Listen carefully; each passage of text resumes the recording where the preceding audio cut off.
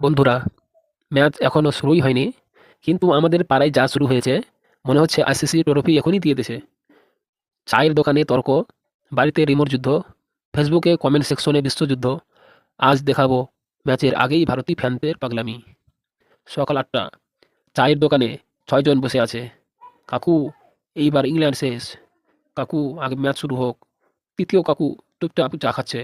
হঠাৎ বলে, আমি আগেই বলেছিলাম ইংল্যান্ড আসবে। সবাই, কখন বলেছিলি? একজন তো অফিসে ছুটি নিয়ে ফেলেছে। দেশের সম্মানের প্রশ্ন। একজন পোস্ট দিল, ইংল্যান্ড রেডি। ৫ মিনিটে ৩০০ comment. England fan, wait and watch. ভারতীয় ফ্যান রিপ্লাই, ওয়াচ করব, সেলিব্রেট করব।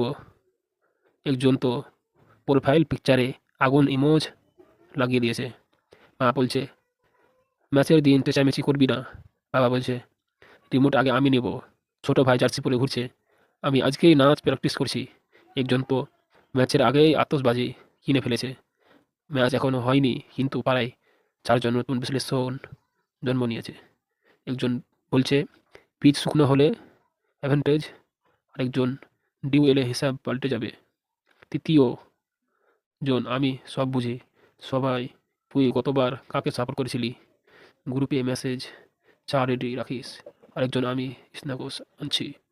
একজন তো আগেই ফাইনাল সেলিব্রেশন প্ল্যান করে ফেলেছে। ম্যাচ শুরু হয়নি, কিন্তু মনের মধ্যে অলরেডি ট্রফি ঘুরছে।